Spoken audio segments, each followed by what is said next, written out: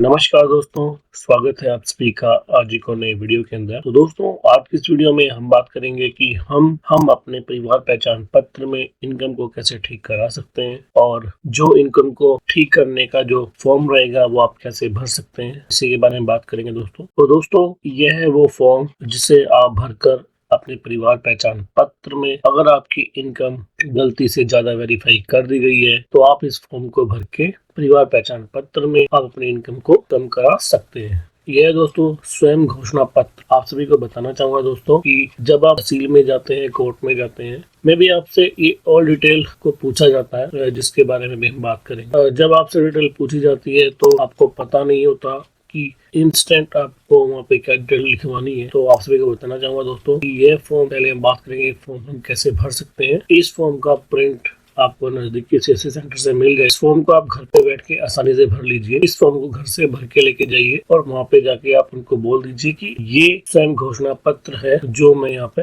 लिखवाना चाहता हूँ कि मेरे परिवार की जो स्थिति है वो कैसी है, मेरे परिवार का जो परिवार पहचान पत्र में हमें जो डिटेल बताई गई थी वो कहीं ना कहीं अधिकारियों के द्वारा गलत फिल कर दी गई है, भर दी गई है। तो दोस्तों, सबसे पहले हमें ऊपर अपना यहाँ पे कैंडिडेट का नाम लिखना है। उसके बाद पुत्र है, पिता है, पत्नी है। उसके बाद गाँव का नाम आएगा दोस्तों। उसके बाद आपको अपना जिला लिखना है। उसके बाद दोस्तों यहाँ पे आपको फैमिली नंबर डालना है। इसके बाद दोस्तों आपको बताना है कि पूरे भारतवर्ष में शहरी और ग्रामीण क्षेत्र में व मेरे PPP ID में मौजूद सदस्यों के प्लॉट इस प्रकार हैं कि आपके पास जो भी प्लॉट है, अगर आप गांव में रहते हैं, ग्रामीण क्षेत्र में रहते हैं या फिर आप शहरी क्षेत्र में रहते हैं, आपके पास जो प्लॉट है उसका डिटेल आप दे सकते हैं। इसके बाद नंबर 2 पे जो ऑप्शन आता है दोस्तों, यह है कि मेरे पिताजी के पास कृषि योग्य भूमि, आपके पिताजी के पास कृषि योग्य जो भूमि है वो कितने एकड़ में है, और मेरे पिता के हम कितने पुत्र हैं, वो कितनी पुत्री है। इसके बाद दोस्तों, जो कैंडिडेट बता रहा है कि वो यहाँ पे ITR भरते हैं क्या नहीं भरते हैं, रिटर्न भरते हैं क्या नहीं भरते हैं, और नंबर 4 पे ऑप्शन बताया गया दोस्तों कि परिवार पहचान, परिवार का सदस्य कोई भी किसी कंपनी फर्म में काम नहीं करता जहाँ पे उसका PF आदि नहीं काटा जाता। अगर आपका PF कटता है तो आपका जो सालाना प्राप्त वेतन है वो कितना है वो आपको यहाँ पे लिखना है। और यहाँ पे कि मेरे परिवार के सदस्यों के नाम, साधनों की संख्या इस प्रकार है कि आपके पास मोटरसाइकिल कितनी है, कार, जीप, ट्रैक्टर, कोई अन्य साधन है तो उसका डिटेल आपको दोस्तों यहाँ पे देना है। और इसके बाद दोस्तों आपको यहाँ पे लिखना है कि आपके घर में अगर पशु है, दूध देने वाले पशु कितने हैं, अन्य पशु कितने, उसका ब्यौरा भी आपको यहाँ पे देना होगा। नंबर 7 पे जो ऑप्शन दिया गया दोस्तों, आप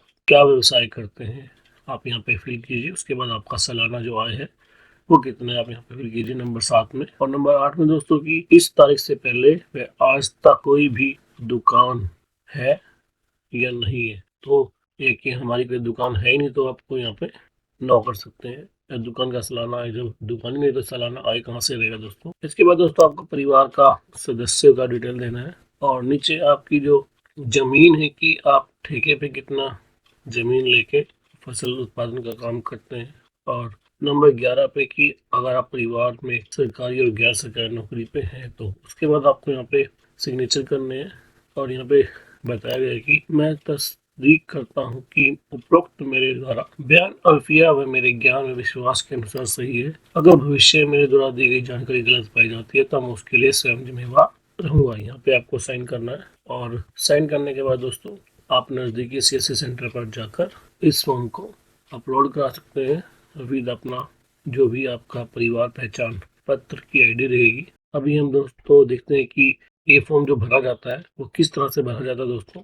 यह रहेगा फॉर्म। अभी हम जिस परिवार के बारे में बात कर रहे हैं, जिस जिला के बारे में हम बात कर रहे हैं, वो यहाँ पे कैंडिडेट का नाम आ जाएगा, उसके पिताजी का नाम आएगा, यहाँ पे उसका गांव का नाम आएगा, फिर तहसील आएगा और उसको यहाँ पे अपना परिवार पहचान पत्र का ID डालना है। इसके बाद दोस्तों यहाँ पे आपके प्लॉट का ब्यौरा देना है कि आपको ग्रामीण क्षेत्र में कितना आपका जमीन है और शहरी क्षेत्र में कितने प्लॉट हैं। इसके बाद दोस्तों आपके पास किसी योग्य भूमि है या नहीं।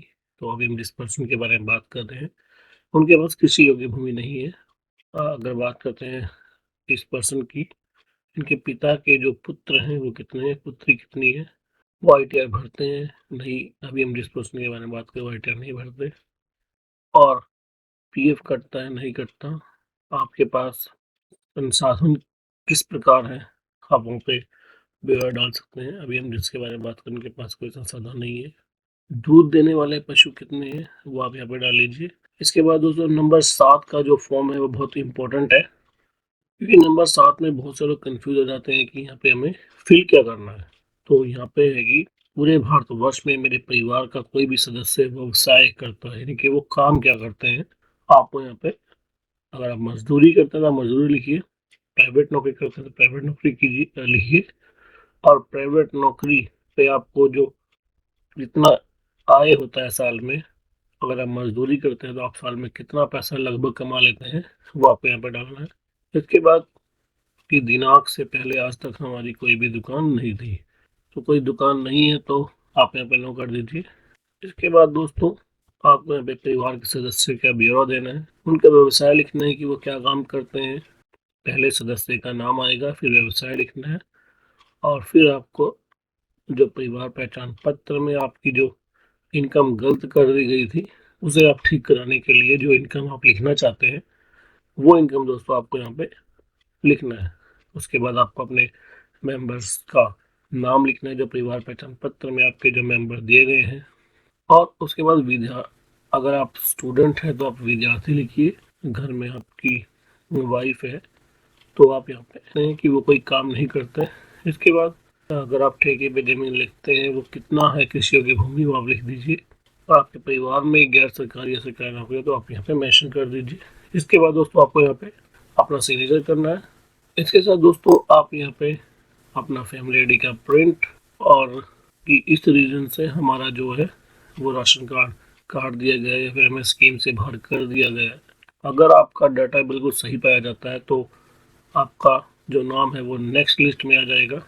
सबसे अच्छी बात दोस्तों ये रहेगी कि जो डिटेल आपके यहाँ पे पूछी जा रही है वो डिटेल आप एकदम से उस ऑपरेटर को नहीं बता पाएंगे। जो भी ऑपरेटर या फिर कोर्ट पे होंगे डिटेल आप वहाँ पे एकदम उन्हें नहीं बता पाएंगे, तो बेहतर ये रहेगा कि आप नज़दीकी सीएससी सेंटर पर जाकर ये फॉर्म ले लें और घर पे अपने माता पिता की सलाह से इस फॉर्म को भर लीजिए सही से। इसके बाद आप इसको कोर्ट में जाके टाइप करा सकते हैं, और जैसे वहाँ से आपका एफिडेविट बन जाएगा तो आप उसकी शिकायत कर सकते हैं, उसके थ्रू ग्रीवेंस डाल सकते हैं परिवार पहचान पत्र डिपार्टमेंट में। आपकी जो भी प्रॉब्लम्स हैं वो प्रॉब्लम्स राशन कार्ड को लेके हैं, आयुष्मान कार्ड को लेके हैं, जो भी आपकी प्रॉब्लम्स हैं फैमिली आईडी में वो आप बता सकते हैं। और इस तरह से दोस्तों अगर आपका इनकम गलत वेरीफाई हो गया है तो आप उसकी शिकायत कर पाएंगे।